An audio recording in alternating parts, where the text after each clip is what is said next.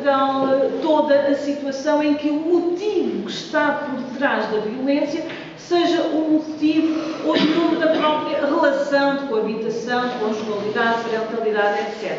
Sei lá, a pergunta que aqui se pode colocar também é, por exemplo, um casal divorciou-se há 20 anos, mas continua todos os dias, todos os fins de semana, a ir ver o futebol, a partida, o jogo de futebol. Ele entusiasma-se muito quando é uma certa equipa e ela é da outra equipa, mas continuam todos os fins de semana a ir. Já não são casal há muito tempo, já cada um tem a sua mulher e o seu marido. O que é certo é que há um dia em que ele se zanga muito pela equipe dele estar a perder e dá um soco na mulher. Isto é violência doméstica. Ainda podemos aqui estabelecer a tal relação necessária para integrar este tipo de tal crime. Se calhar já não, porque o motivo que esteve por trás do soco não tinha nada a ver com a velha relação que eles tiveram há 30 anos atrás. Ele hoje deu um soco naquela mulher, como teria dado noutra qualquer mulher que tivesse ido com ele ao futebol. Portanto, temos que estabelecer aqui esta divisória.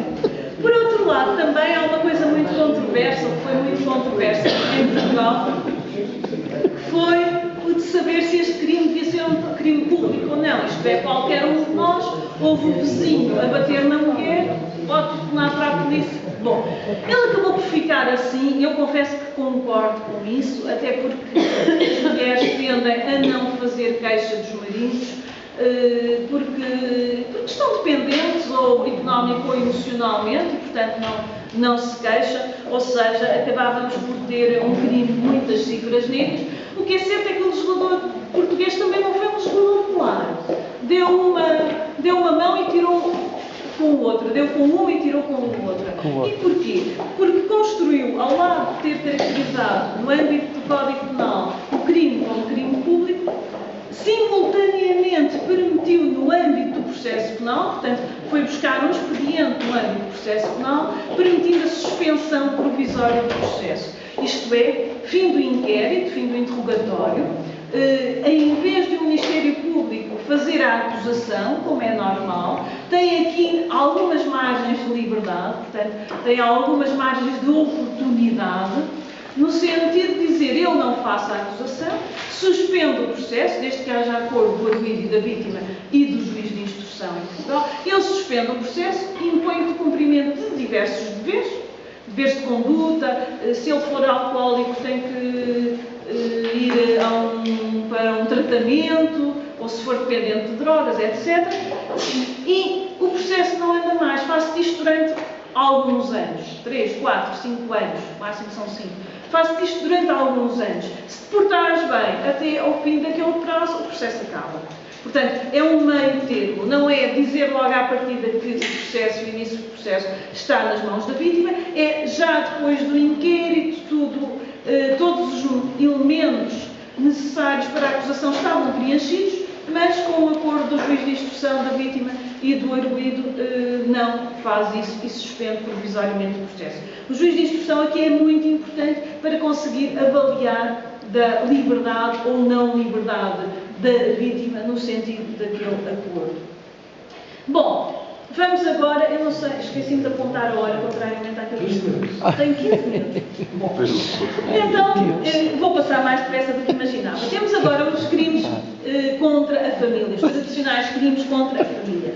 O primeiro deles é o crime de bigamia, que todos nós conhecemos, sendo certo que este crime está construído para a relação de casamento. E a pergunta que se pode colocar aqui é saber se também aquele que é unido de facto com a união de facto reconhecida civilmente, se pode ou não pode integrar aqui. Isto é, tal como eu me posso casar aqui, cada vez isso é mais difícil com os meios informáticos que temos.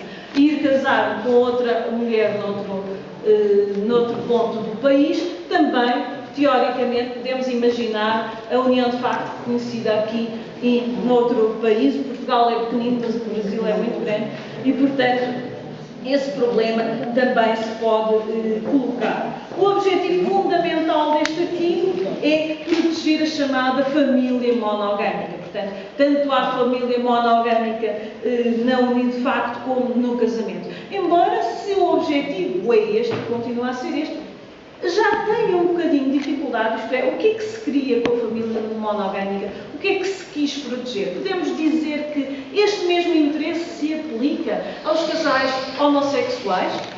A partir do momento em que o nosso Código Civil foi alterado, permitindo dizer que também há casamento entre duas pessoas do mesmo sexo, será que também este crime de bigamia deve ser aplicado? Levando à letra da lei aquilo que está no artigo 247, sim, há um casamento com efeitos válidos e, portanto, aquele elemento do casal do mesmo sexo que casa noutro ponto do país com uma outra pessoa, homem ou mulher, também comete o crime de bigamia. É certo que todas estas situações apenas são punidas quando o agente realiza estes comportamentos com dolo. Ou seja, se por acaso alguém foi casado, o marido desapareceu e, entretanto, obteve uma declaração de óbito daquela pessoa através do processo próprio, casa e depois o marido aparece, é claro que nunca temos um crime de bigamia, porque não há dolo por parte do agente. O outro crime que nós temos é o chamado falsificação de estado civil previsto neste artigo 248. Tradicionalmente, estes crimes nos outros ordenamentos jurídicos costumam-se resumir à linha A, isto é, àquilo que vulgarmente nós designamos por suposição de parto. Este crime em Portugal é bastante mais amplo e vai ter diversos problemas, nomeadamente de compatibilização com o crime de falsificação de documentos. Portanto, em que medida é que alguém, alterando o estado civil num determinado documento, comete um crime de falsificação de estado civil e um de falsificação de documentos, em que medida é que será punido pelos dois, ou talvez um prevaleça, talvez o crime de falsificação de documentos prevaleça. Não sei, foi isso que eu escrevi em tempos e agora, quando revi a matéria, tive dúvidas. Isto é, acho que neste momento, talvez quem devesse prevalecer era o crime de falsificação de estado civil, porque acrescenta algo mais à ilicitude do que a própria falsificação de documentos. Embora, se assim fosse, íamos ter mais uma vez um problema.